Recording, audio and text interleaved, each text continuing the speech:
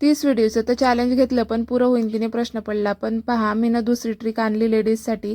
तर कसं आहे, आता महाशिवरात्र झाली आणि मग प्रत्येकाच्या घरामध्ये हे लाल कंद आलेच असतील. तर माझ्या घरात बी गैरे आणले होते, तर ते आता उरले. तर मग त्याचं काय करू, तर मग प्रश्न पडला होता. तर म्हटलं चला पापडच बनवून घेते. जे मोठे कंद होते ना, ते असे शिली घेतले ना, कापी घेतले, आणि जे बारीक बारीक कंद होते ना, ते मग खाली असे टाकी दिले बैगुण्यामध्ये आणि असा वाफही घेते.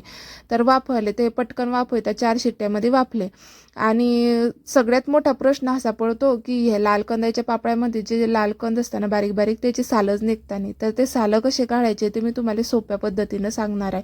ते हे आजची ट्रिक आहे बरं का. तर हे लाल कांद पाही घ्या, कसं निघतं का लवकर याचे सालं निघता नाही. तसे चाळणीवर टाकी घ्यायचे आणि असं चमच्यानं प्रेस करायचं, म्हणजे आपसुकच त्याचे जे सालं आहे आणि त्याच्यातले दोरे आहे ते वरतेच राहतात, आणि चमच्याने असं काढी घ्यायचं. तसे पटापट पटापट असे मस्त प्रेस केलं ना की मस्त निघी जातं त्याच्यातला गर. तर असा गर काढला आणि त्यामध्ये आपल्याला काहीच टाकणं नाही पडत बरं का.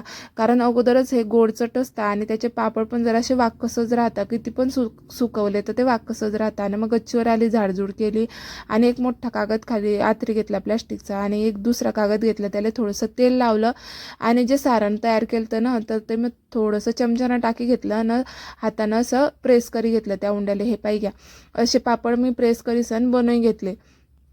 तर एकदम पटपट झाले. तर आणि हे 2-3 तासासाठी सुकायला ठेवलं. तर 3 तासामध्ये पाही घ्या, असे पापड आपले रेडी झाले एकदम मस्त. आणि कसं याच्यामध्ये सालं बी दिसता नाही.